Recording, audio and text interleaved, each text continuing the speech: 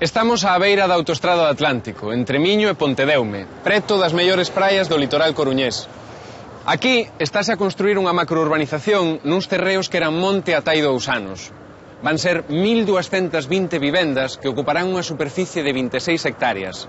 Contará cun campo de golf de 18 buratos e un hotel de 5 estrelas. É esta a aldea do futuro. Realmente teñen algo que ver estas urbanizacións coas vellas aldeas que están sendo abandonadas? Na vindeira media hora imos facer unha viaxe ao longo de 2000 anos de historia para intentar entender como se foi habitando este país que se chama Galicia.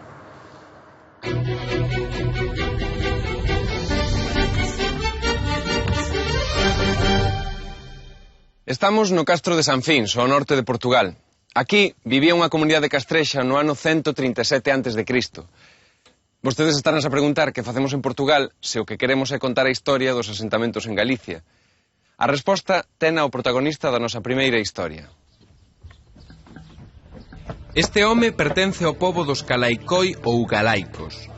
Ven dar un aviso que sabe que pode cambiar o seu destino, o da súa familia e o do seu pobo. Todo o que levantaron os seus pode quedar arrasado pola forza dun inimigo do que só oiu falar, o exército romano. Na véspera da batalla, a este guerreiro preocúpalle, sobre todo, ter que sair a loitar a campo aberto. A sensación de seguridade que sentira durante anos déralle o emprazamento do seu castro fortificado naquel outeiro. Sempre fora bastante doado defenderse dos ataques dos veciños, que lles querían roubar os alimentos e raptar as súas mulleres. O castro estaba próximo ás terras fértiles das que dependía a alimentación da familia. Moi preto del atoparan aquel mineral escuro co que, despois de fundilo, facían armas e ferramentas. O protagonista desta historia construíra a súa casa coa axuda da familia e dos veciños. Era como as demais do poboado de planta circular. Tiveran que carretar moita pedra para erguer os muros máis altos, de tal xeito que se puidese facer lume dentro dela sen queimarlle o teito vexetal. Así podían quentarse e cociñar. O fume non era tan molesto e axudaba a conservar os alimentos que se penduraban do teito, fora do alcance dos animais. A casa castrexa tiña unha estructura moi semellante á que teñen as pallozas e que, coa evolución lóxica, perdurou durante máis de 2000 anos. Entón, se certos aspectos do xeito de vivir dos castrexos teñen chegado aos nosos días e non foron eliminados polos romanos, é lóxico pensar que os romanos tiñan outro obxectivo moito máis importante que a mera conquista e romanización dos galaicos. A pregunta, polo tanto, é: por que viñeron os romanos ata o que eles mesmos chamarían a fin do mundo? O control da riqueza mineira do ferro e do ouro converterase nun obxectivo político estratéxico pro poder de Roma. O valor destes minerais foi o que trouxo os romanos a Galicia. Para abrir novas rutas comerciais e acougar as tribos do noroeste peninsular, Roma enviou á fronte dun exército a 10º Xuño Bruto, no ano 137 a.C. Bruto dirixiu os seus soldados desde o Texo cara ao norte e foi sometendo sen demasiada resistencia as diferentes tribos e povos, ata que aquí, ao norte do Douro, os coñecidos como Calaicoi ou Galaicos xuntaron e organizaron unha multitude que se enfrontou ás lexións de Roma. Da dimensión e do resultado da batalla deu conta o historiador romano Paulo Orosio. Mentres tanto, Bruto, na Hispania ulterior, derrotou a 60.000 galegos que viñan para auxiliar aos lusitanos nunha batalla cruel e difícil, a pesar de que os rodearan por sorpresa. Nesta batalla morreron 50.000 galaicos, prenderon 6.000, e moi poucos puideron escapar. A bravura coa que loitaron os galaicos fixo que os romanos lle chamaran Galicia a todo o territorio que lles quedaba por conquistar ao norte do Douro. Ben, sabemos xa que para os romanos o territorio que denominarían Galicia ía desde o norte de Portugal, onde estamos nós agora, ata Fisterra e o Cantábrico, e que incluía parte do que hoxe é Castela e León e Asturias. Sabemos tamén que viñeron atraídos polo ouro e polo ferro. Pero Que foi do noso guerreiro naquela batalla que nos deu o nome aos galegos? O protagonista da nosa historia loitou con singular valor naquela batalla épica. El foi un dos que sobreviviu, pero fixérono prisioneiro e tivo que acompañar o exército romano no seu avance cara ao norte. Naquela penosa viaxe, viu como os soldados romanos se negaban a cruzar o río Limia por medo a perder a memoria.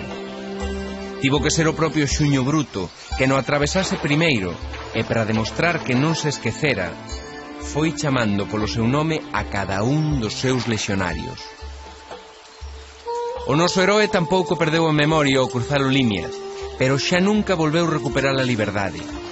Tivo que traballar o resto dos seus días como a escravo nunha mina de ouro nun lugar a varios días de camiño, máis ao norte, onde a terra era de color vermella. Estamos no Bierzo, nas Médulas, declaradas pola UNESCO Patrimonio da Humanidade. Estas minas son o vestixio máis impresionante da enxeñería mineira que os romanos deixaron na Galaecia. Daqui, e da conca do Sil, partían para Roma, segundo Plinio, 20.000 libras de ouro ao ano. A pesar da derrota fronte ás lexións de Xuño Bruto, a resistencia dos galaicos aínda durou máis dun século e obrigou a Roma a enviar a Xulio César a Galicia no ano 60 a.C. A derrota definitiva dos galaicos produciuse na batalla do Monte Medulio, 34 anos máis tarde, no ano 26 a.C. Os romanos, seguindo un plan de ataque deseñado polo emperador Augusto, rodearon cun foxo os galaicos e estes, ao verense abocados á derrota, optaron polo suicidio. Despois, xa coa Galaecia romanizada, os galaicos seguiron vivindo en castros outros 5 séculos máis.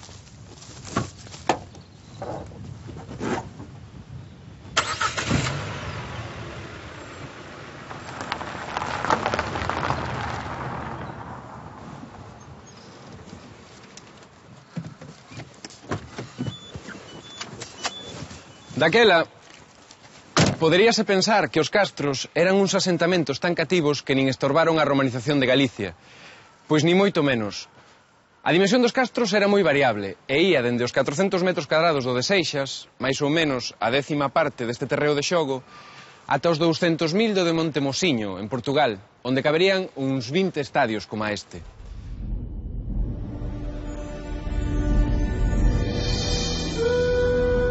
Unha das ideas erróneas que adoitamos asociar cos castros é que os castrexos vivían únicamente no monte, pero non é así.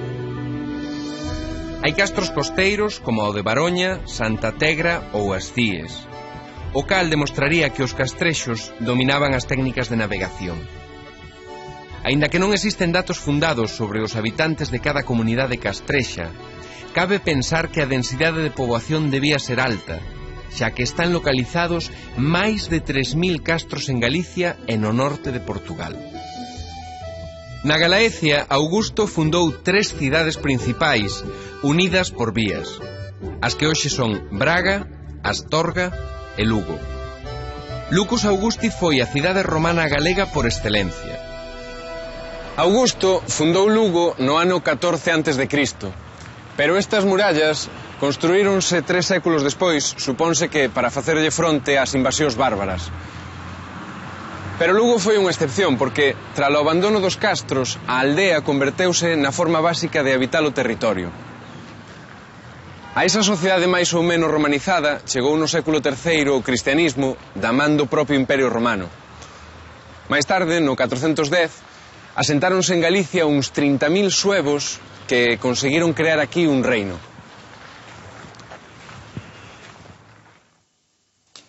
Estas tumbas do mosteiro de San Pedro de Rochas pertencen á época sueva. Os suevos botaron en Galicia preto de 175 anos, que tampouco é tanto cando estamos a repasar unha historia que abrangue máis de 2000.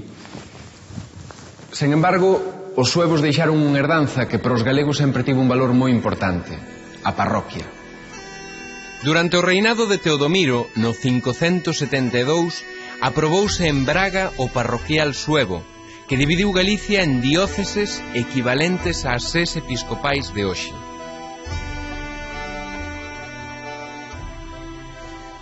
Estamos en Seceda do Caurel, unha aldea que pola súa estructura cabe pensar que xa existía na Idade Media. Durante séculos, a aldea constituíu o principal núcleo de poboación. Por que tivo tanto éxito este tipo de asentamento fronte ás supostas vantaxes da cidade?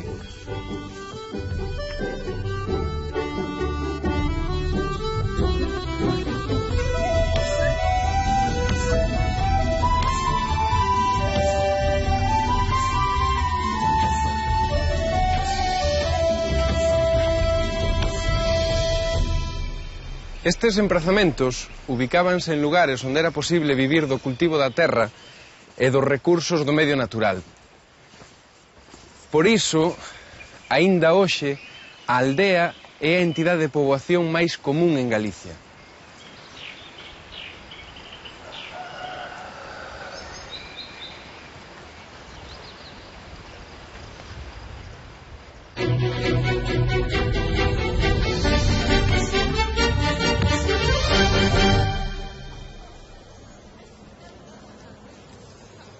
Na nosa próxima historia imos dar un chimpo no tempo para situarnos no ano 1250.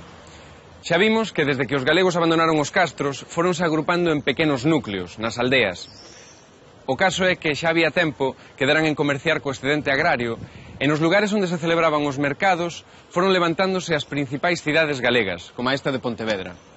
Nelas vivían comerciantes, mestres artesáns e aprendices. Do comercio, de mestres e de aprendices, ímoslles falar nesta historia. Este é Xan de Mosteiro, veciño dunha aldea do Val do Umia. Está acabando de cargar no seu carro un bocoi de viño para leválo a vender a Pontevedra. Tivo a fortuna de lograr unha boa colleita, pero hoxe non vai ir só á cidade. Vaino acompañar o seu fillo máis vello, Paio. Aínda é case un neno e sempre lle fixo ilusión que o seu pai o levase á feira, pero na súa cara non se adiviña ningunha alegría. Na casa, todos saben que a noite Paio non vai volver. Despois de faláreno, os pais decidiron que é mellor que vai á cidade para aprender un oficio. A situación económica favorable que experimentou Galicia nos séculos XII e XIII provocou un aumento na produción agrícola e na poboación. Empezouse a comerciar cos produtos do campo a través do Camiño de Santiago e por vía marítima, principalmente desde o porto que había aquí, en Pontevedra.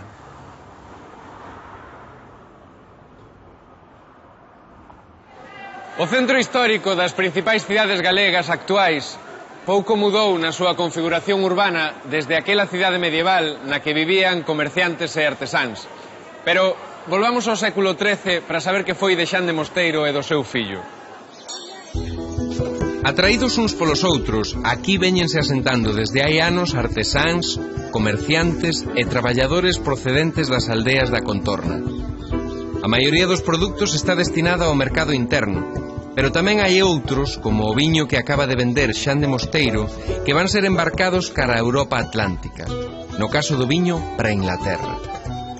Consciente da importancia do comercio do viño, o goberno municipal da cidade ditou diversas ordenanzas proteccionistas do cultivo da vide e do comercio do viño.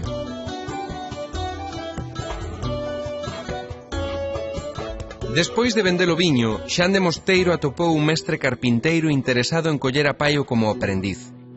O mestre deulle conta das condicións do contrato de aprendizaxe pola que se rexía o gremio.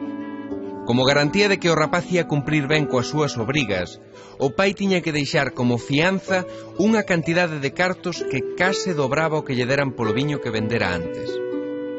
O aprendiz quedaba baixo a dependencia do mestre por un tempo aproximado de 2 anos e medio.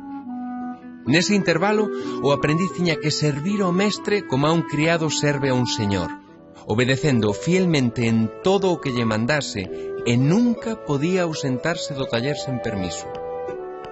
O contrato obrigaba o mestre a ensinarlle o oficio ao rapaz, a alimentalo e a vestilo e a darlle instrumentos de traballo así que concluíse o período de formación. Na práctica, pasaba moito máis tempo desde que o rapaz aprendía o oficio ata que quedaba libre da tutela do mestre e da obriga de traballar para el. Cando ese momento chegase, Paio podería ser contratado como oficial a cambio dun soldiño. Co paso do tempo, se era capaz de realizar unha obra mestra, o gremio de carpinteiros nomearía o mestre e podería establecerse pola súa conta.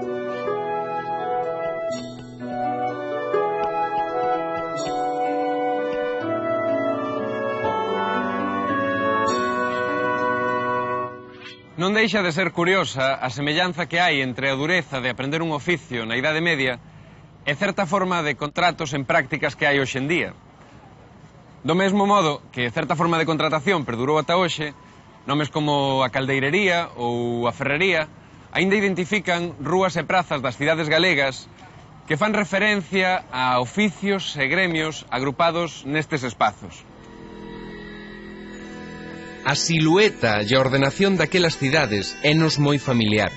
Case todas estaban protegidas por unha muralla con varias portas e as torres das igrexas xa sobresaían por enriba dos tellados das casas.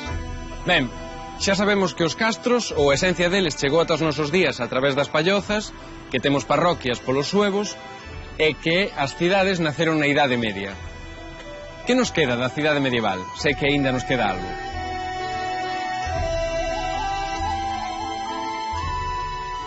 Se hai algunha cousa que caracteriza as cidades medievais son as murallas. Ourense era a única cidade galega medieval que non tiña murallas, pero sí tiña portas. E a pregunta é, por que eran tan importantes as portas? As portas facilitaban o control exercido polos fieles, unha especie de recadadores que se encargaban de cobrar as alcabalas, uns impostos que se pagaban por todo o que se compraba ou se vendía na cidade. Ademais de servir para defenderse dun eventual perigo, as portas e as murallas delimitaban un espazo xurisdiccional. É dicir, que cada cidade tiña unhas leis propias plasmadas nunhas cartas forais outorgadas polos reis, que regulamentaban aspectos da vida social e económica. Nelas, entre outras cousas, indicábase que se podía vender e cando. Ademais, estas cartas forais fixaban as normas de convivencia entre os veciños.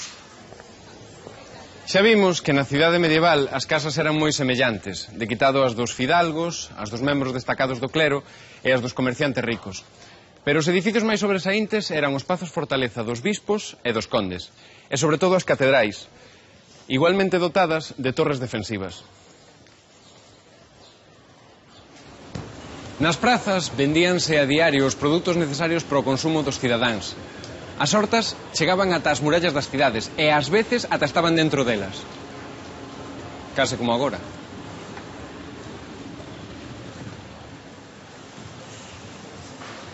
As cidades medievais galegas evolucionaron conforme o ritmo da economía e nutríronse dunha forte inmigración rural. Así, medraron e albergaron unha clase social nova, a burguesía urbana. Cada vez máis poderosos económicamente, os burgueses aspiraban tamén a posuír o poder político, pero nesa pretensión chocaron durante séculos co poder dos señores e da Igrexa.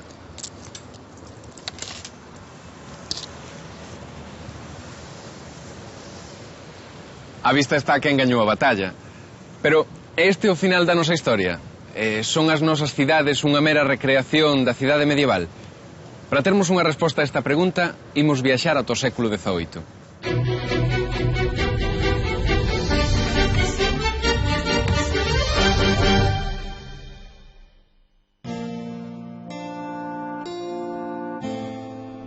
De súpeto o mar serenouse e o mareo quitóuseme de golpe. Erguínme e mirei ao redor. Estábamos nunha das paisaxes máis raras que se poidan imaginar. Era un pasadizo longo e estreito, dominado desde ambas as dúas beiras por dúas ameazadoras barreiras de rochas negras. A fendedura natural na liña de costa era tan regular e tan recta que non parecía obra do azar, senón feita a propósito. As augas sombrías e mansas eran dunha inmensa profundidade. O paso tería unha milla de longo e estaba á entrada dun ancho fondeadoiro que tiña no outro extremo a cidade de Ferrol. Esta descripción que fai da entrada da ría de Ferrol o viaxeiro inglés George Borrow no ano 1836 explica en parte a decisión que tomara 100 anos antes o intendente xeral da Mariña de Felipe V, José Patiño. El ordenara construir no lugar da Graña o Arsenal e Real Estaleiro. Pero ese estaleiro logo quedou pequeno e houve que construir 25 anos máis tarde outro moito máis grande. E para albergar as familias dos obreiros e dos mandos, deseñouse e levantouse a única cidade galega de nova planta, Ferrol. Cosme Álvarez, xefe de escuadra, e o enxeñeiro militar Petit de la Croix agardan a chegada dun bote de remos. A bordo ven o coordinador das reais obras dos arsenais do reino, Jorge Juan Santacilia. É un prestixioso mariño, científico e matemático que acaba de volver de Inglaterra, onde botou 2 anos en misión secreta. Alí estudou os sistemas de construción naval da Armada Inglesa, fixo planos dos mellores arsenais da illa e recrutou expertos nas artes do mar. Chega a Ferrol enviado polo Marqués de Ensenada, secretario de Mariña de Fernando VI, co propósito de crear ali a base naval máis grande de Europa. O xefe de escuadra, Cosme Álvarez, xa coñecía a intención real de construir en Ferrol a base que debía nutrir a Armada Española de navíos e armas. Cando chegou Jorge Juan a Ferrol, acompañado por constructores de buques ingleses, as obras do estaleiro novo xa principiaran en Esteiro, pero o proxecto orixinal do arsenal foi totalmente revisado e modificado baixo a súa dirección. A proposta mereceu o beneplácito real e coa maior celeridade dispuxéronse as medidas necesarias para acometer a construcción do arsenal. Décadas despois do seu inicio, o arsenal e o estaleiro estaban funcionando. As enormes instalacións militares requerían unha gran cantidade de man de obra e de persoal para atendelas. Os planos de construción militar ían acompañados dun proxecto civil para construir unha cidade nova. Será, finalmente, o enxeñeiro Sánchez Bor quen deseñe e execute o novo Ferrol, o que hoxe sería o barrio da Magdalena, xustamente onde estamos nós agora. Deseñáronse 6 rúas longitudinais e 9 transversais que formaban nas súas interseccións onde se xuntaban rectángulos da mesma superficie. 2 prazas, as que hoxe se chaman de Armas e a de Amboaxe, déronlle a configuración definitiva a aquela cidade na que no 1770 xa vivían 25.000 persoas. O trazado de Ferrol supuxo a introdución en Galicia dun modelo de cidade nova, deseñada con criterios racionalistas. Fronte ás cidades de orixe medieval, de rúas estreitas e tortuosas, con pouca luz, a nova cidade ferrolá está deseñada para que o sol poida dar nas súas rúas e prazas. Xa vimos que non todo rematou coa cidade medieval. Os arquitectos e enxeñeiros do século XVIII intentaron darlles ás cidades a mesma luz do pensamento e deseñalas cuns criterios lóxicos e funcionais. Entón, por que as cidades son hoxe o caos que son? A resposta na última historia de hoxe.